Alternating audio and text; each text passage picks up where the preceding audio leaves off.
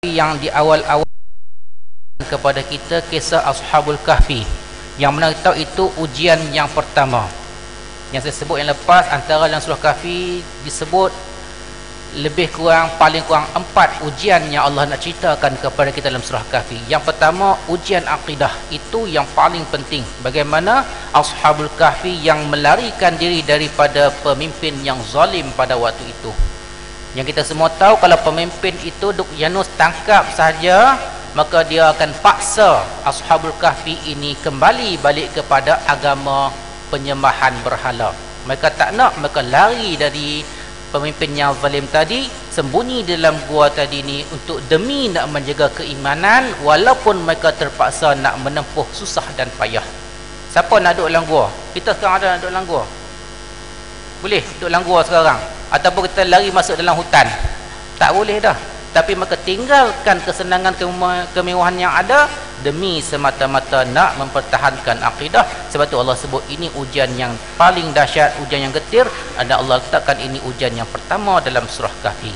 Okey, dalam ayat yang seterusnya, ayat yang ke-27, a'udzubillahi minasyaitonirrajim, watlu ma uhiya ilaika min kitabi rabbik la mubaddila likalimatih walan tajid min dunihi multahada. Dan baca serta turutlah apa yang diwahyukan kepadamu dari kitab Tuhanmu, tiada sesiapa yang dapat mengubah kalimah-kalimahnya, dan engkau tidak sekali-kali akan mendapat tempat perlindungan selain daripadanya. Ayat 27 ini masuk kategori yang kedua ini, bagaimana Allah Subhanahu wa taala menerangkan kepada Nabi kita Muhammad SAW dan seterusnya kepada umatnya tadi ni petunjuk-petunjuk yang sepatutnya kita cakna bersama, kita ambil perhatian dan sepatutnya kita amalkan, sebab ini hidayah daripada Allah Subhanahu wa taala, memberikan jalan keluar kepada kita daripada ujian-ujian yang bakal datang. Batu Allah dengan rahmat dan kasih sayangnya, Allah bagi ujian, tetapi dalam waktu yang sama Allah bagi tahu cara nak menghadapi ujian tadi. Maka kata Allah, peringatan dan petunjuk tadi, watlu ma uhiya ilaika min kitabi rabbik, kata Allah Subhanahu wa taala, maka bacalah, kata Allah, serta turutlah apa yang diwahyukan kepadamu. Yang pertama, kita melihat bagaimana Allah Subhanahu wa taala beri petunjuk. Nak tak nak, mesti yang pertama kita membaca Al-Quranul Karim. Itu yang pertama. Sebab itulah kalau kita tengok di sini, kenapa Allah Subhanahu wa taala sebut dan Allah letakkan ranking yang paling pertama dalam nak menghadapi ujian, mesti kembali kepada Al-Quranul Karim, bukan kepada ideologi-ideologi. Kadang-kadang kita sekarang ni kita lebih kepada otak kita lebih kepada ideologi-ideologi yang diada-adakan dengan kita meninggalkan Al-Quranul Karim. Sedangkan Allah bagi watlu, yang pertama kata Allah, bacakan kepada mereka. Mana ada tadi ni, kita kena kembali kepada Al-Quranul Karim seperti mana yang telah disuruh oleh Allah Subhanahu wa taala kepada nabinya dan juga kepada umat Nabi Muhammad SAW tadi ni, supaya kita bila kita membaca Al-Quranul Karim, di sana Al-Quran dia merupakan hudan, petunjuk. Itu yang pertama. Kita semua tahu Al-Quran merupakan petunjuk, tetapi tak ramai yang nak berpetunjuk dengan Al-Quran. Di mana masalah dia? Di mana masalah dia? Kita tahu tak kata Al-Quran itu sebagai petunjuk kepada umat Islam? Tahu ke tak tahu? Tak tahu. Oh, baru tahu hari ini Ustaz. Alah. Patutnya kita semua umat Islam tahu Al-Quran sebagai petunjuk, tetapi kenapa kita tidak mau berpetunjuk dengan petunjuk Al-Quran? Itu persoalan dia. Kalaulah Allah tanya kita di akhirat, kamu tahu Al-Quran yang aku turunkan adalah benar, kenapa kamu tak nak ikut?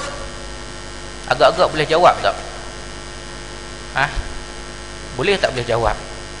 Tepuk dada, tanya iman sekarang, boleh tak bolehkah aku menjawab kalau Allah tanya, kenapa Al-Quran yang aku turunkan kamu tak nak berpetunjuk dengan petunjuk Al-Quran, kamu nak ambil ideologi-ideologi yang lain? Kalau boleh jawab, silakan. Tapi kalau tak, rasa tak lepas nak jawab, kena kembali balik. Sebab tu Allah bagi yang pertama, kembali kepada Al-Quranul Karim. Kadang-kadang kita kata Quran ni nak buat macam mana Ustaz? Tak baca bolehlah, tapi tak faham. Apa manfaat yang dapat? Apa faedah yang dapat? Kan?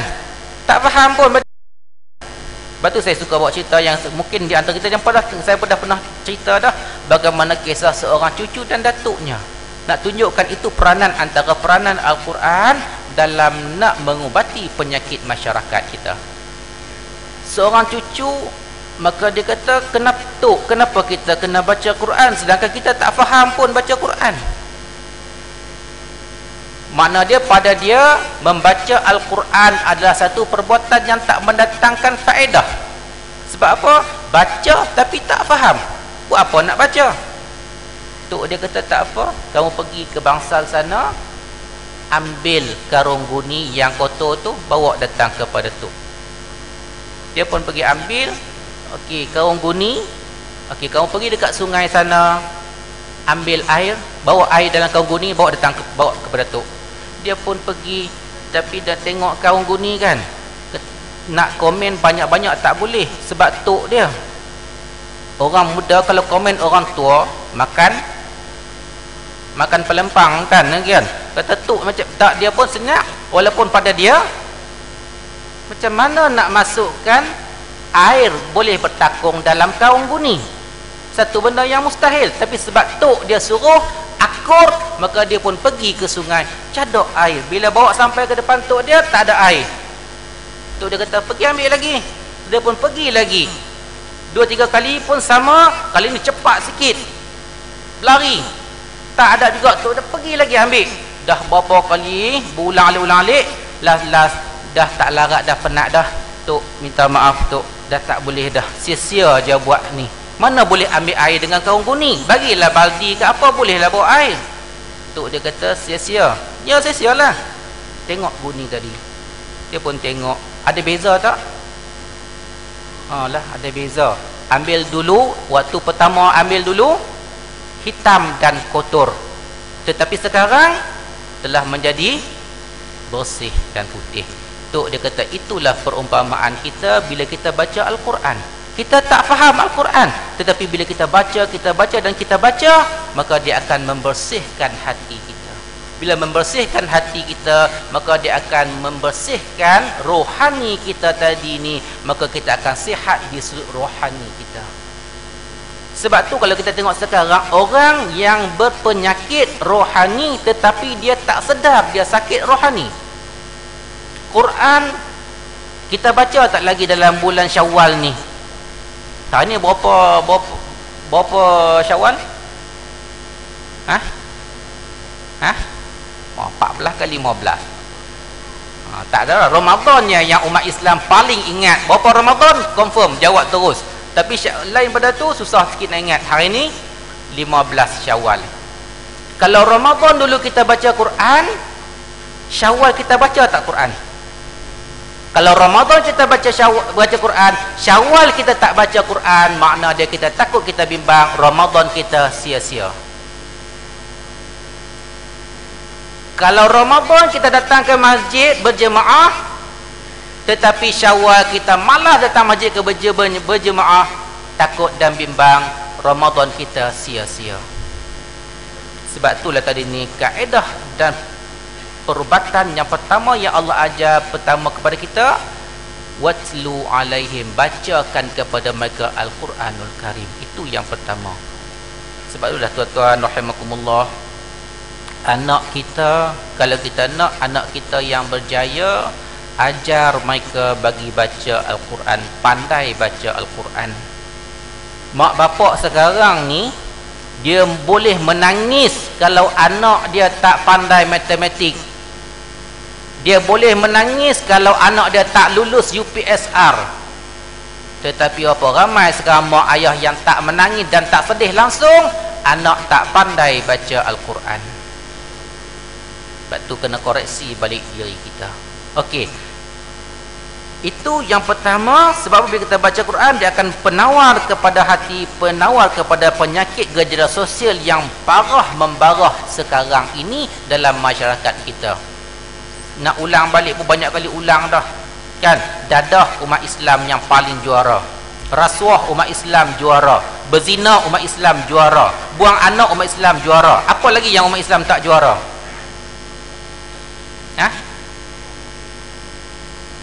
Sebab tu kita tengok kenapa Allah bagi ubat tapi kita tidak mau mengikuti perubatan yang Allah Subhanahu wa taala ajar kepada kita.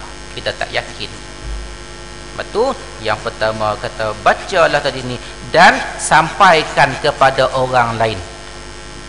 Bila sampaikan, kita baca sampaikan tadi ni, maka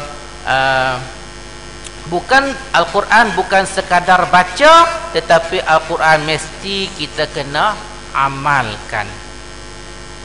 Kalau sekadar baca boleh, bagus, tetapi yang kita takut dan kita bimbang, kalau orang tak baca Quran memang masalah juga.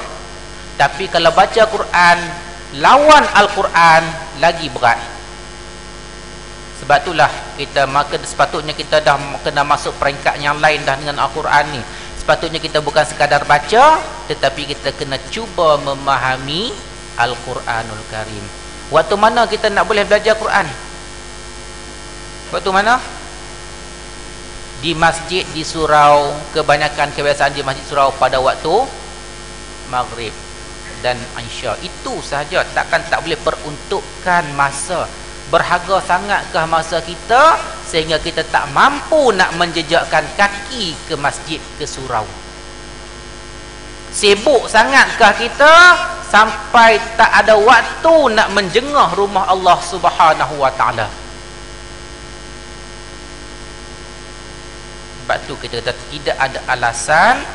Sebab apa? Kita akan dipersoalkan di hadapan Allah Subhanahu wa taala. Maka itulah tadi ni kita kena balik kepada Al-Quranul Karim, baca Quran Karim dan ikut apa yang ada dalam Quran Karim yang berbentuk arahan, suruhan daripada Allah dan juga merupakan larangan daripada Allah Subhanahu wa taala. Sebab dalam Al-Quran dia ada suruhan, dia ada larangan.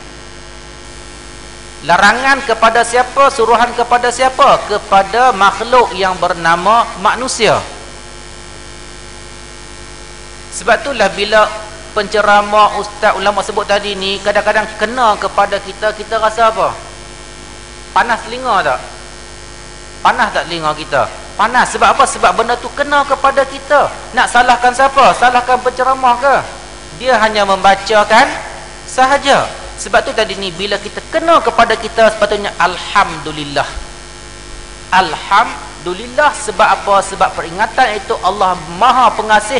Allah sayangkan kepada kita. Allah beri kita terasa dengan apa yang dikata supaya dengan itu kita berubah. Kalau dengar tapi tak berubah juga, takut-takut khatamallahu ala qulubihim. Sebab itulah saya seronok baca satu kisah perumpamaan. Kita tengok, kita semua pernah bersekolah. Sekolah rendah dulu dia pakai pen ke pakai pensil? Sekolah rendah pakai pensil. Pensil tu kalau tumpul, kita boleh tak tulis? Tak berguna. Pensil walaupun panjang, tapi kalau tumpul, berguna ke tak? Tak berguna. Tapi tu nak buat macam mana? Kena asah dulu. Nak asah dengan apa? Orang Kedah dulu dia panggil asal dengan germit. Tahu germit? Tak tahu lah kalau tuan-tuan pasal germit kan. Dulu kata main germit kan. Kalau cakap dekat tuan-tuan germit tak tahu. Sekarang orang sebut apa? Sharpener. Sharpener. Okey, asah dengan sharpener ke ataupun asah dengan pisau. Dalam proses nak bagi tajam pensil tu, sakit ke tak sakit? Sakit ke tak sakit? Kalau dia boleh bercakap, bersuara lah pensil tu, sakit ke tak sakit waktu kita duk asah dia tu? Sakit. Dia maki kita lagi, woi, laka sakit ni. Tapi sebab dia memang benda mati macam tu, dia tak. Tapi kita asah, dalam proses asah tu dia sakit. Tetapi selepas sakit, keluarlah pensil yang bermata tajam dan bermanfaat untuk kita tulis. Begitu juga dengan kita. Dalam proses kita tadi ni, jasad kita sehat, segar, bugar, elok. Tetapi kalau rohani kita sakit, tak bermanfaat kita kepada agama dan kepada diri kita sendiri. Tetapi bila kita dah proses menghadapi proses tadi ni dengan kesakitan, selepas kesakitan maka akan lahirlah kita umat Islam yang benar-benar baik dan bermanfaat serta berguna. Itu antara proses dia tadi ni. Sebab tu tadi ni kata-kata ikut Al-Quran Karim yang telah diturunkan oleh Allah Subhanahu wa taala. Itu mana dia Quran bukan sekadar dibaca, digantung di bab perhiasan, bahkan Al-Quran sepatutnya adalah diamalkan. Sebab tu tadi ni kata tamu Allah lagi, la mubaddila li kalimatih, maka tidak akan ada orang yang boleh merubah apa yang telah ditetapkan oleh Allah Subhanahu wa taala. Allah dah bagi tahu la mubaddila. Sebab tu Al-Quran kita semua tahu Al-Quran dia terpelihara sehinggalah ke akhir zaman, tidak akan mampu diubah oleh sesiapa. Sebab tu orang yang berpandukan dengan Al-Quran dia tidak akan tersesat, sebab Al-Quran dijamin oleh Allah Subhanahu wa taala tidak akan mampu dirubah oleh makhluk. Sebab tu Allah kata tadi tidak ada yang dapat mengubah kalimah-kalimah Allah Subhanahu wa taala. Antara dari kalimah tadi ni Allah kata aku akan berikan nikmat kepada orang yang tunduk dan patuh kepada aku. Orang yang tunduk patuh kepada Allah Subhanahu wa taala, maka Allah janjikan kepada mereka dengan nikmat syurga. Tetapi kepada orang yang merubah ayat-ayat Allah, orang yang mengingkari perintah-perintah Allah Subhanahu wa taala tadi ni, maka dia diazab, dia ancam oleh Allah Subhanahu wa taala dengan janji-janji neraka. Sebab itulah syurga neraka tadi ni kita melihat bagaimana Allah sebut syurga satu benda yang seronok, dan Allah sebut neraka satu benda yang memang kita tak seronok. Maka disebut kedua oleh Allah Subhanahu wa taala sebagai kita boleh buat pertimbangan, kita nak masuk ke mana, mana tempat yang kita nak tuju sebagai persediaan yang mana yang kita nak tuju, sama ada syurga ataupun neraka. Kalau tempat kita nak tuju ke syurga, sekarang kita telah kena bersedia nak masuk syurga Allah Subhanahu wa taala. Kita nak kahwin, buat persediaan tak? Nak kahwin buat persediaan tak? Ke tak payah buat persediaan, terus dia kahwin? Kena persediaan, semua kena persediaan. Macam tu juga nak masuk syurga, kena ada persediaan sekarang ini. Begitu juga kalau kamu nak masuk neraka, tak ada masalah, buat apa yang kamu nak buat. Buat. Allah larang kamu boleh buat, Allah suruh kamu tinggalkan, tak ada masalah. Allah sebut selepas itu kita akan bincangkan nanti insya-Allah. Tak ada masalah, buat.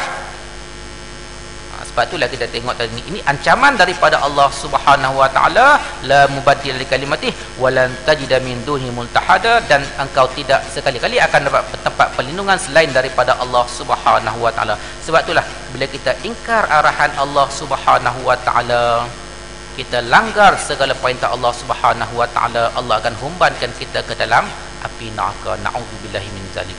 Bila Allah humbankan, tak ada orang yang mampu untuk nak menyelamatkan kita daripada azab api neraka. Jadi moga-moga tuan-tuan rahimakumullah, Allah selamatkan kita daripada dimasukkan ke dalam neraka, dan Allah masukkan kita ke dalam syurganya insya-Allah. Wallahu taala alam. Aqulu qouli hadza astaghfirullah li wa lakum. Assalamualaikum warahmatullahi wabarakatuh.